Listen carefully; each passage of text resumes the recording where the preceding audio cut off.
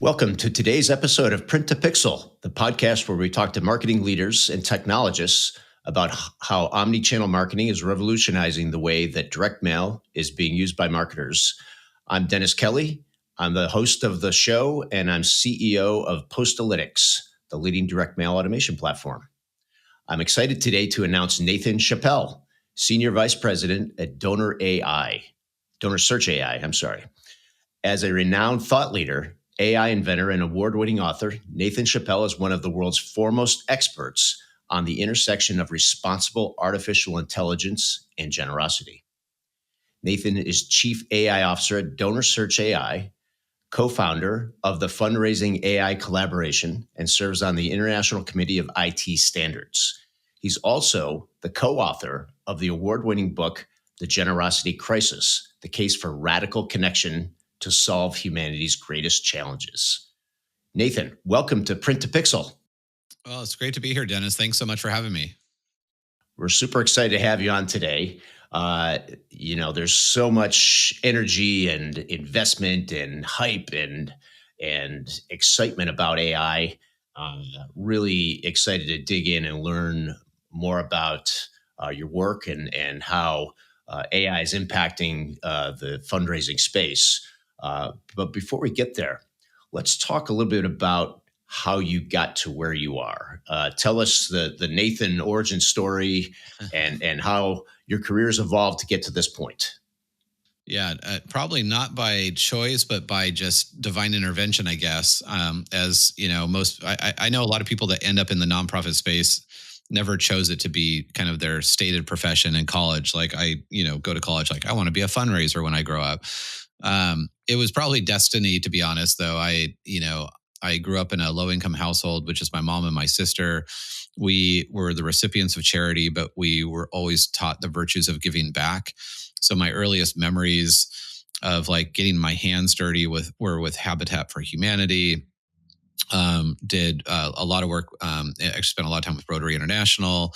If I think back on the experiences I had as a young person, where like the roof on our house caved in and the men from our church came and re-roofed our house. Like it's so interesting how those experiences shape my professional career.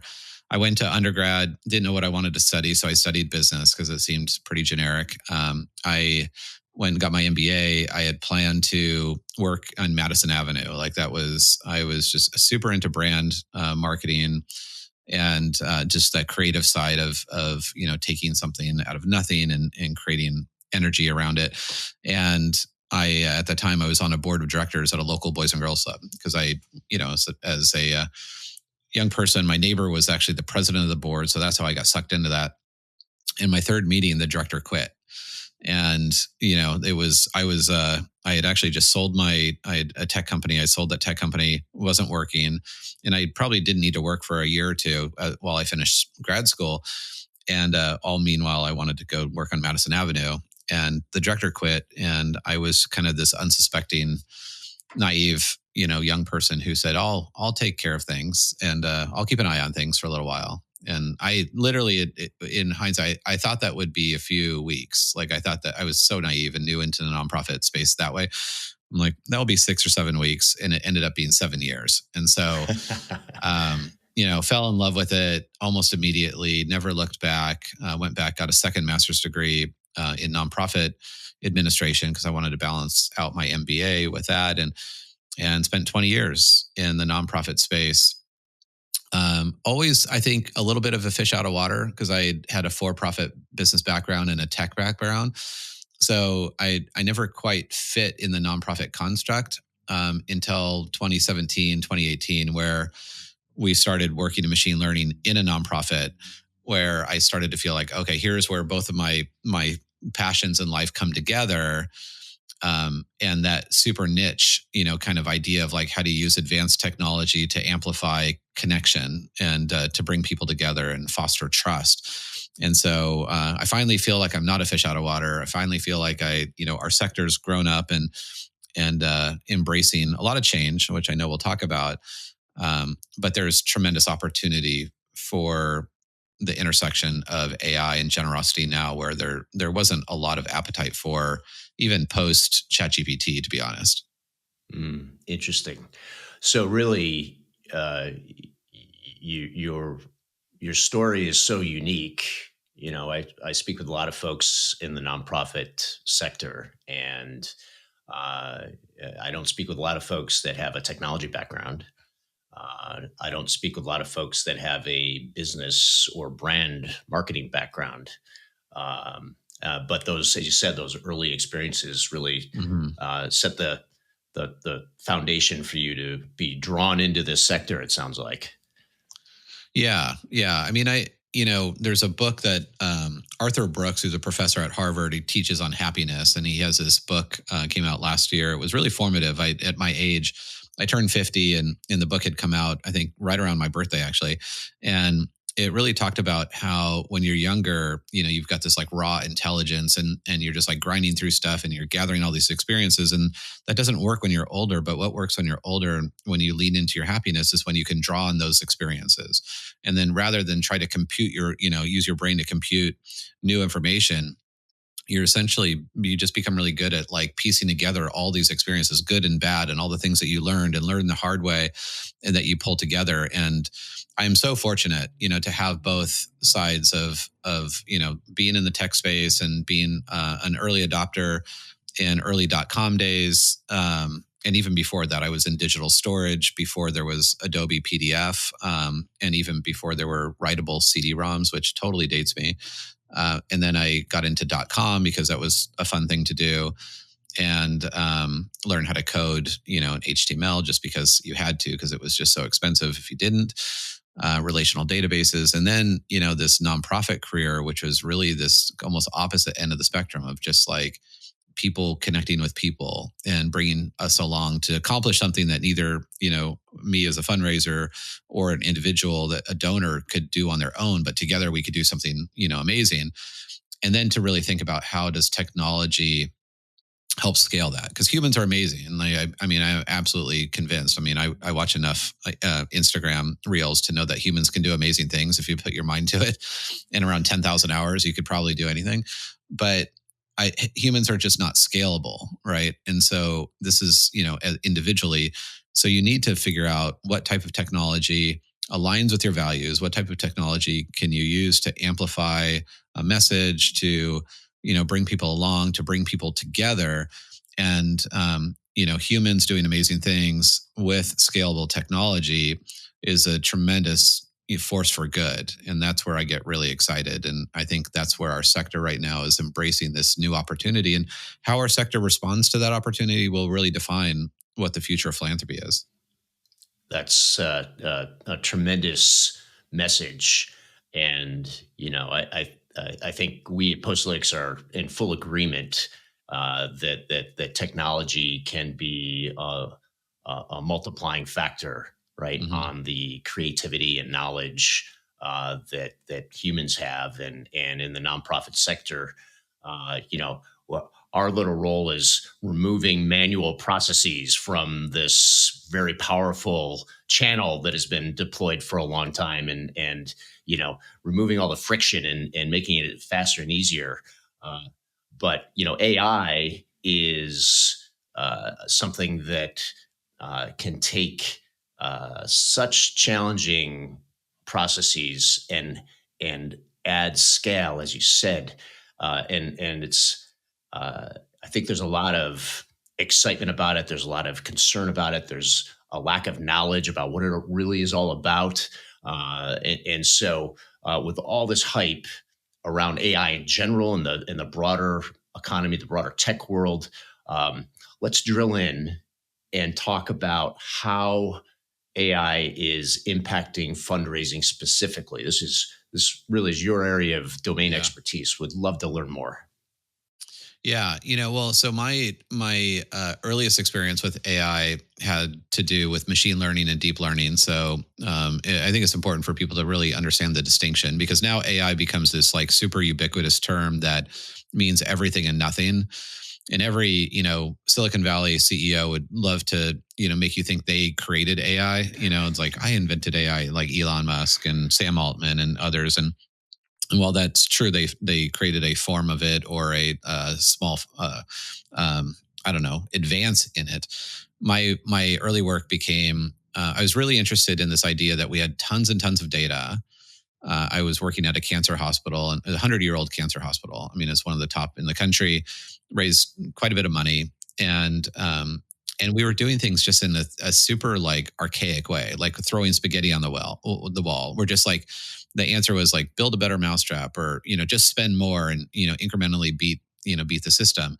And it just seemed so archaic when I was comparing and contrasting that to the private sector that was moving in this very prescriptive way. So, Nike was no longer interested in selling a pair of shoes to everyone on the planet. They were interested in modeling the type of people that were, posting on Instagram and sharing, reels with their friends and neighbors and their community. And they were going to buy the next pair and the next pair and the next pair. So it really changed from this like, spray and pray kind of mentality that had been in our sector for a very long time, to like this very narrow prescriptive approach. And I felt like our sector was falling behind. So the predictive AI side, so machine learning and deep learning, was my first entry point. And it was heavy math, and it was in the beginning not very transparent, hard to understand what models were doing. That's changed dramatically in the last 5-6 years in terms of the level of transparency, and you can understand bias, and you can understand where models are, how they're performing, why they're performing in certain ways. And so that part, AI was there, but a bit expensive and not very accessible. Fast forward to November 30th, 2022, which is the day that ChatGPT was released, which basically, I mean, was a major turning point in, I think, human history. I mean, that day, even though they didn't truly create the first large language model, Google did, but that moment made AI accessible and affordable, essentially free. And that moment, I think we'll look back in human history, it's like a massive moment, like that, it's like the day the internet was invented. But like, this is even bigger because it just happened one day and it became the most adopted technology in the history of all technology. Like, I think 2 million people used it within 2 months. And so blew away like anything that had happened in the past. And so I think, as I think about AI in the nonprofit sector, specifically in the fundraising sector, it's actually the combination of both predictive AI, which takes lots of data and distills it down into small amounts of data and action, like actionable data, mixed with generative AI, which is actually created to actually create something new. So on predictive AI side, you're using lots of data to create less. On the generative AI, you're actually using the world's data to create more. And those two things combined, we used the term precision philanthropy years ago, back in like 2018, with this idea that one day we're going to be able to have, left brain, right brain working together, and not just be like, let's create more stuff and hope it works, but like, let's create new things with generative AI that has a high degree of precision to it. And so I think our sector is at this inflection point right now where we're faced with not a theory anymore or a hypothesis that this is possible, that, precision philanthropy is here. How we respond to that, again, back to my earlier sentiment, is how we respond to that, and whether we lean into it, accept it, learn to leverage it, or do we spend every waking moment rejecting it because we're afraid of, we're afraid of losing our jobs. We're afraid of our jobs changing. We don't like our cheese being moved and all those other things. So, it's a little early to tell, but we're definitely at a point where we need to assess where we're at, the technology that is available. And I wrote a book on some of the headwinds that our sector is having, the generosity crisis, which essentially proves, if nothing else, that we can't do things the same way and expect a different result. So right now, as a sector, do we look at all of the data to show that what we're doing does not work currently? And do we embrace new methods to making sure that humans are in the loop, and hopefully imagine together a future that's more generous, not less? Yeah, that's a very powerful vision, and that I love that phrase, precision philanthropy. And, I think it encapsulates a lot of movement from kind of general spray and pray types of Right. thinking, right, to something that is far more, using phrases that have been around forever, personalized and targeted, but more meaningful, right? A more Right. meaningful engagement with an audience. And, just stepping back to something else you said, kind of that mix between predictive AI and generative AI, that it sounds like an interesting alchemy that you're pulling together here, right? I would assume that there's a lot of audience building work that is being done in predictive AI, For and on sure. the generative AI. Tell us how that would sort of seep into that audience building work. Yeah, I mean, and we're seeing some really interesting examples of this, but not surprisingly, in the private sector. But when you have, a lot of data, and so we work with universities, we work with hospitals, we work with large membership organizations, and they have years and decades of giving transactions. They have volunteer data. They have people who attended events, people filled out surveys, and all that data is interesting, to an extent. But if you can't take action on it, what is it good for?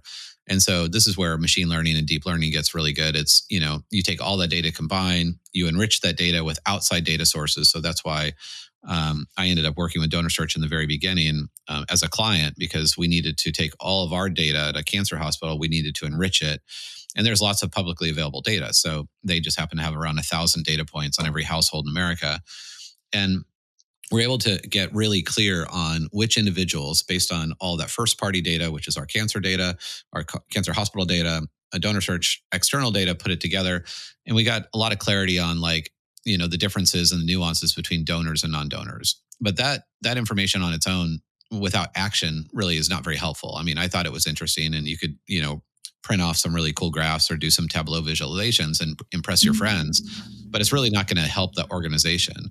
It's what do you do with so like every person has a score. And then, by the way, like, your score essentially at any given institution will change essentially dynamically, because every week or every 2 weeks or every month, like, either you open an email or you didn't, or you made a gift or you didn't, or you attended an event or you filled out a survey or you didn't. And either way, your score goes up or your score goes down. It's very dynamic.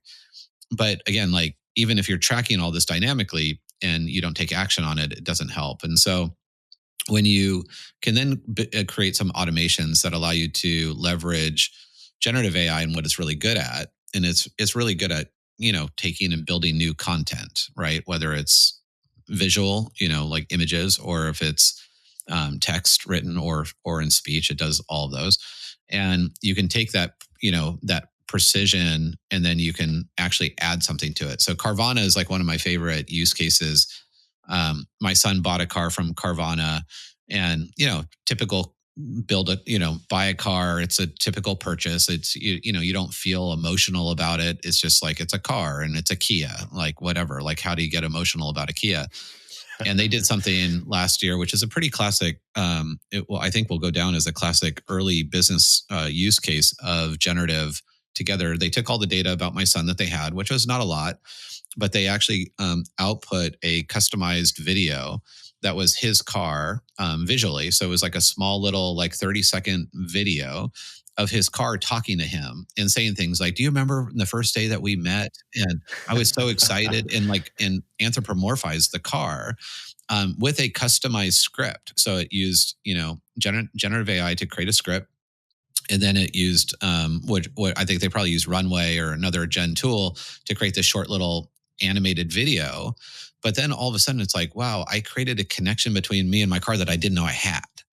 And so it's like when someone writes their Christmas newsletter in the persona of their dog, you're like, that's so clever. Like, it's like the dog sees things differently.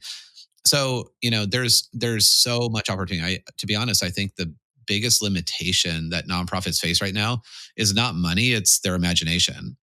And we're seeing, really small, scrappy nonprofits. I always use a Furniture Bank up in Toronto for, moving forward and creating images that, use that they could have never afforded a photographer for or videographer for, create images and then share, publicly, like, I know we'll talk about responsible AI, but they'll share publicly like this image is not real. So they're not being accused of this poverty porn and just guilting people into money. They'll declare this image isn't real, but the reality is that they're literally children sleeping on the floor because their parents are just, have barely enough food to pay or barely enough money to pay for food, let alone furniture. And so I think this is like this super cool moment where nonprofits, especially small, scrappy ones that are, that are wearing lots of hats. That was my first 7 years of my job, can outperform mid-size and sometimes larger organizations now because they have a lot of bureaucracy and they won't adopt as quickly. And so I think it's going to be really interesting in the next couple of years to see if there's this like, at least some nonprofits that lean into this quickly are going to come out way ahead of where they would have been otherwise. There's little doubt in my mind that what you're saying is going to happen, and it's something that it's been repeated in industries when there is a major technology platform shift. Mm-hmm. There are some early adopters that absolutely explode, and they have such a competitive advantage due to the productivity gains associated with thoughtful adoption of that platform. Let's talk a little bit about some of the things that are holding nonprofits back. Yeah. What are some of the issues and concerns about the use of AI in fundraising that you see? And let's talk about what you would consider legitimate concerns versus concerns that are maybe more based in fear Sure. and lack of understanding. Yeah, it's a really good question, and I really think of it right now. I'm continuing my evolution of thinking through it. I've been concerned about this type of technology in our sector to just create more. When ChatGPT came out, it was about a week, and I'm just watching. I'm like, this could be really bad. Like, this could be like the answer for most nonprofits is like, well, now we can just send out way more emails and way more text messages and way more whatever. And that's definitely not the answer, especially if they're generic and they're, robotic in that way. I think of the challenges facing the sector in two parts. I think one is the organizational side, and it's whether the organizations which have been traditionally typically steeped in like the art of fundraising and the relationship side of fundraising and always a bit slow to adopt. There's a digital divide, and the digital divide is those that use any technology versus those that don't. The difference in that AI, it's not just any technology. It's not like any other technology ever created by man because it's considered exponential. That if you have AI actually train AI, it doesn't grow organically based on how quickly men or man, I should say, or humans better, can actually program new AI, but AI is programming AI. And so essentially, the digital divide becomes a digital chasm very quickly. And so I think the organizational side is what is our appetite for change as humans in our workforce and, individuals with our teams? What is our appetite to fail? What is our appetite to invest in quote unquote R&D? So like one thing that nonprofit sector does not do well is invest in research and development because it represents risk. So I think that is one of the biggest challenges. So does our workforce wake up every morning in the nonprofit sector? Do they wake up every morning thinking, I just want to do things the same way and expect a different result? Do I spend all my waking moments trying to disprove this technology because I, as a human, am better at this, the soft skill side of things, or do I embrace it? And so that's the organizational side. But the donor side is really interesting too. And we hadn't spent a lot of time studying donors' perception of AI. So we actually just concluded a study, which I was editing on an airplane yesterday, which will come out. And it shows we interviewed 1,006 individuals who made a donation in the last 12 months. on their perceptions of a nonprofit using AI for different things like donor communication or preventing fraud or whatever. And it's a really interesting report because the number one thing that individuals who donate to nonprofits are concerned about in a rank order is using AI in donor communications. And so that brings the need for increased transparency. And the other big highlight of the study, and the study will come out in a few weeks, the highlight of the study is that the need for transparency. So, like, while there's definitely age differences between donors that are older versus younger, and their willingness or desire for nonprofits to leverage AI, so it really comes down this need for nonprofits to disclose what they're doing, to create AI governance, whether it's internal or public, but ideally public, and provide opportunities for individuals to opt out if they want to opt out from that. And I think the government will take care of part of that in the legislation that will be voted on next year. But I think our nonprofit sector shouldn't wait till the government tries to create this very vanilla version of responsible AI. That we should really be proactive and hold ourselves to a higher degree of accountability. And so I think about it again. So to kind of recap that, I think about it both on the organization side and our desire and willingness to adapt. And I think we need to just get really curious. I think as humans, we need to flex a curiosity muscle that we've never done before. And we need to instill curiosity into our organizations.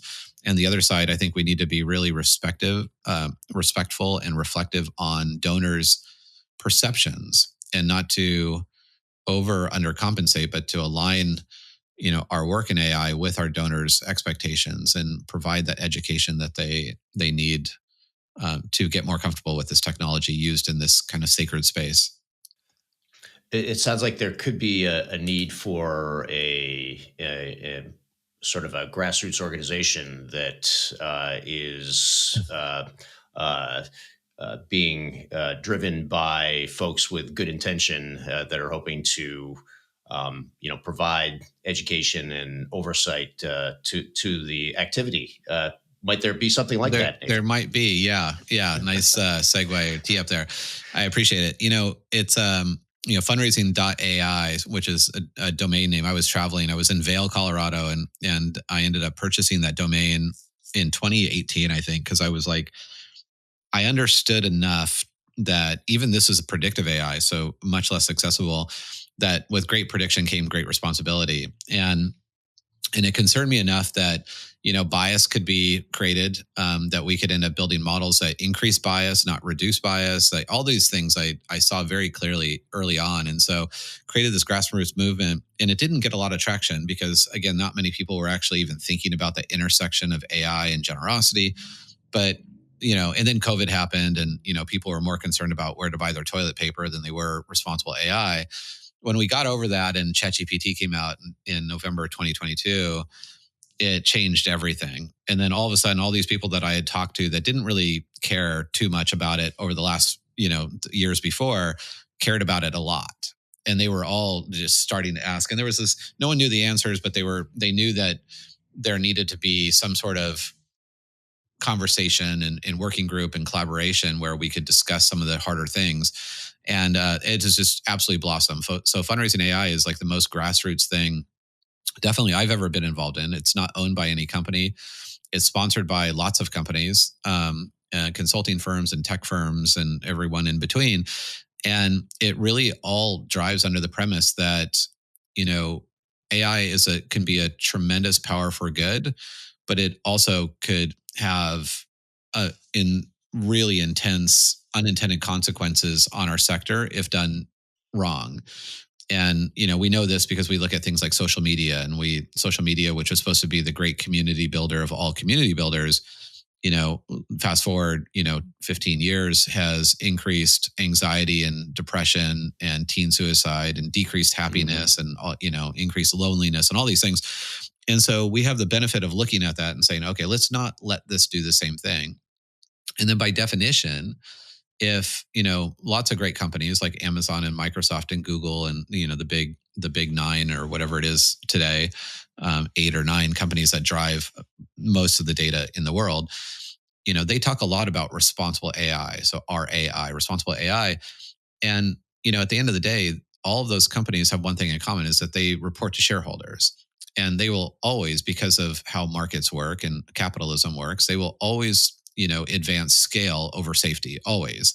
And right now it's about 1,000 to 1 investment. So for every dollar that's spent on safety, about $1,000 is spent on scale at an OpenAI or a Microsoft, and just the nature of how this works. And our sector kind of like comes together thinking, well, if we are wholly unique and we operate in the currency of trust, then by definition, how can our framework for responsible AI look the same as Amazon's?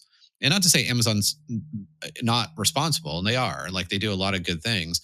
But just by definition, if our sector operates in the currency of trust, we cannot look the same.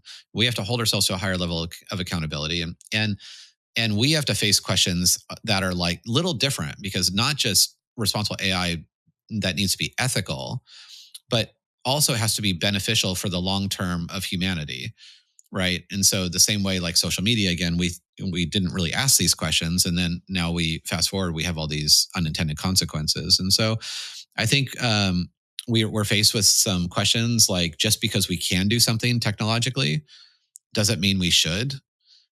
Whereas in the private sector, that is pretty much yes. Like, just because we can, like, let's go do, and we'll have the market tell us whether it's viable or not.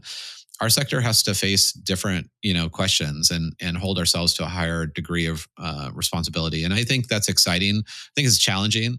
But I do see this collective wisdom of our sector coming together. Fundraising AI now is in 100 countries with 10,000 people. I mean, so fundraisers from Nigeria to Australia to the UK to lots of US and Canada.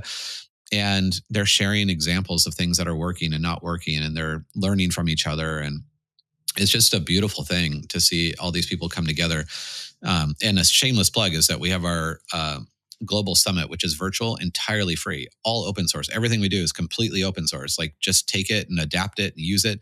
And that's on October 1st, entirely free. So anyone could log in, register for the summit on October 1st. And we have speakers from all over the world that will be talking about this exact thing. So it's going to be super exciting.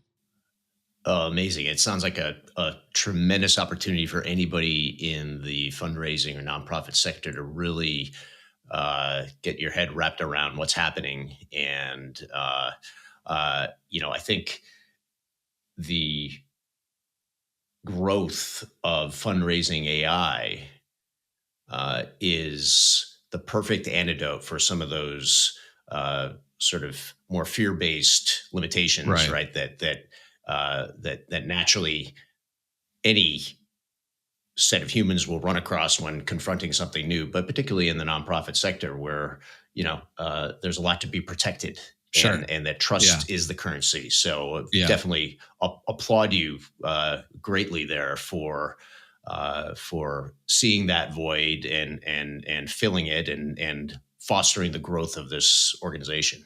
It's super exciting, and we get it. Like, people are at every end of the spectrum, right? There's people. I was at a conference this week and doing a workshop on AI, and there's quite a few in the workshop that had never used a large language model. Like, they just refused because they felt like the sanctity of trust, and it takes a different type of conversation. They're starting at a different place than people that are already using it and looking to use it responsibly. And so we actually created Fundraising AI in the summit to actually address that. And so there's like learning paths, essentially. So if you're a beginner, like, here's the sessions that you should go to. And if you're advanced, this is what you should go to, because it can feel daunting, and it also can feel like you're missing out, and you're getting further behind if you don't, you're not getting information, and the only information you're getting is from the big tech companies that are telling you, hey, we're super responsible, trust us, put all your data in here, while simultaneously being sued by every like magazine and newspaper and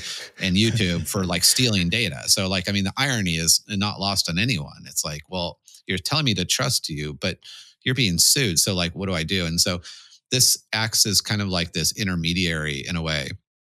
Say like, okay, like let's balance that out. Let's look at the reality of that, and then look at the idea that you are, as an individual, responsible for your own AI. Like, we often say that responsible AI is everyone's responsibility.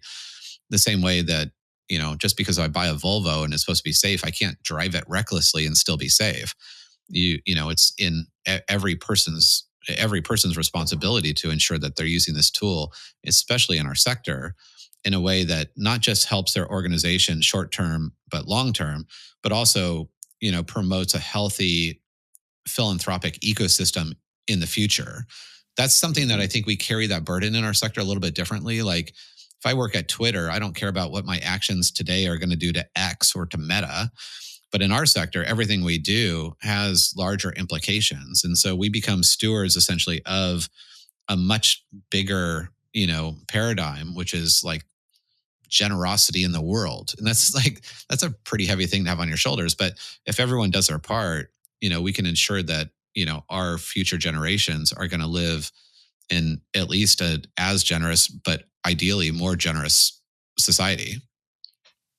Yeah, that's a wonderful ideal, and a bigger vision, a higher aspiration, right? That can hopefully act as a framework, like you said, Yeah. for a positive growth in this incredibly important world. Um, uh, Before we wrap up, let's drill down and zero in on some practical applications day to day. So let's talk to some fundraisers, some nonprofit marketers about some ways that this technology is impacting the specifics, and how they'll construct a campaign with, let's say, direct mail and email Mm-hmm. and other channels. Like help illustrate in the minds of our audience here what can be done today using this great technology.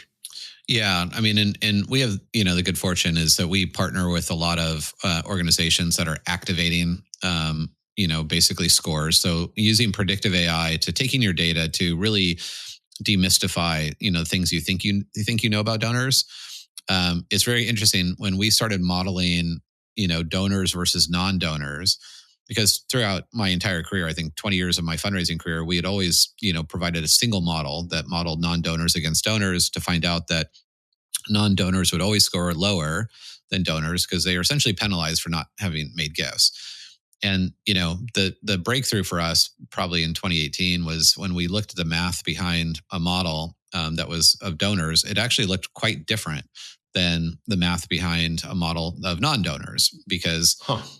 the reasons why someone makes repeat gifts are actually very different than the reasons why people make their first gift. And so that was a pretty big revelation. And so one is I think you're in a point where nonprofits need to challenge everything. The technology exists today to essentially understand donors. And predictive AI still can be a bit more expensive than generative AI. On the generative side, it's like literally, I think our biggest limitation is our own creativity, is because we look at a computer screen and we have a prompt and we think, because for, I don't know how many years has the internet been around, since a long time, like we tend to like type in information and we expect an answer back that then we distill. And it's very different with generative AI. It's because it's an ongoing conversation. So if it helps to like visualize a person across and you're having a conversation with a person, like how can I do this thing different? Like even the lowest hanging fruit for me is like, if you don't know where your donors are at, whether they like you or hate you, whether they will go out of their way for you, or if they give to you just because it's out of peer pressure or out of convenience or out of guilt, ask them. And surveys now are like basically very inexpensive. But generative AI, while it doesn't do predictions yet, and it will. I would say that actually the science of predictive AI will actually go away in the next couple of years because it will just be blended with generative altogether. But right now, the opportunity is to take, say, large survey samples and come back and be like, and then in fact, that's what we just did with 1,006 donors, the ones that I was talking about, the survey we just did. We had to analyze every question and we had to like test that answer against the other questions and really come up with a detailed analysis. Generative AI is really good at analyzing and essentially helping create personas and do all these things to answer the questions that have been nagging you. And so I'll go back, kind of end where I started, which is around this idea of curiosity, because I think AI has actually exceeded our expectations on what it could do from a human perspective. So we thought it couldn't be strategic. It's highly strategic. We thought it couldn't be creative. It's highly creative. We thought it couldn't be empathetic, and it can demonstrate, at least portray itself as being very empathetic, to the point that it's actually 87% more convincing to actually convince you to do something rather than a human. So, I mean, it has these traits that we didn't think it could do, and it's already doing those things. And we're no doubt the worst AI you'll ever experience is today. But the area of curiosity, I'm convinced, is an inherently human trait that an AI has to be programmed to pretend that it's curious, but it can never be curious on its own. And so I think if I am, my number one thing to a nonprofit today is be curious, get out the whiteboard and the markers, and, basically have AI prove to you that it can't do something before you've dismissed this idea that it can't help you. And if you don't know what AI can do for your job, ask it. Because, when we're talking about generative AI, it actually knows your job much better than you think it does. It actually understands donor motivation. It's read every book on psychology. It's read every book on consumer behavior. It's read every case for support that's ever been written and published on the internet. And it 100% knows our field better than we give it credit for. And so I'd say lean into your curiosity and basically become the person who wants to break AI. And, until you break it, see what it can do for you. Very cool. Nathan, this has been a tremendous opportunity here for our audience to learn from a pioneer, a thought leader, and somebody who's leading this effort in the nonprofit and fundraising space with such a framework of positive hope and doing it in a way that is scaling. So super excited to have you. Thanks so much for joining us today. If the audience wants to get in touch, Nathan, learn more about you, about DonorSearch AI, about fundraising AI, help us understand how to navigate our way to continue to learn from you. Well, this has been such a treat. Thanks so much. And it's just great to be able to chat with you for a few minutes. The easiest way to get a hold of me is on LinkedIn. I post a couple times a week. So if you don't want that, don't follow me. But if you want insights on the future of generosity and the intersection of AI and all those nerdy things, LinkedIn is a great way to do that. My book can be found at Amazon and Barnes & Noble, whatever. It's called The Generosity Crisis. You can also download a lot of free resources at generositycrisis.com on how to build radical connection. So there's a book club guide and there's tips on radical connection there. And then fundraising.ai is the domain name. So if people can't remember that, then we have other problems. So fundraising.ai is about as easy as you can get. And there are so many resources there. I mean, there's glossaries, there's 54 hours of video content that's already been produced there. There's a framework for responsible AI that you can modify for your organization. All open source, all free. Definitely sign up.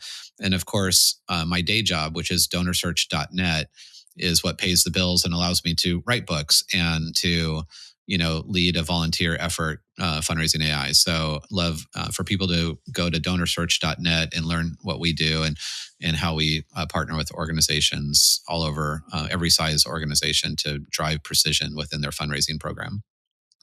Well, that sounds great. I'm sure the audience is definitely going to be, you're going to get a lot of follows on LinkedIn, and DonorSearch is going to get a lot of web hits here as a result of this. So excellent. Thank you again. I also strongly encourage everybody to check out the virtual conference on October 1st. And how do we look that up again, Nathan? Fundraising.ai. And fundraising.ai, folks. It's the easiest thing. And just click on Summit, and literally it'll take you about 3 seconds to sign up, and you're in for the win. Awesome. Well, Nathan Chappell, thank you so much for joining us on Print to Pixel. Really enjoyed our conversation and look forward to, I'll be tuning in on October 1st to that virtual summit. And I'm looking forward to continuing my education in this really important technology. Excellent. Thanks so much for having me.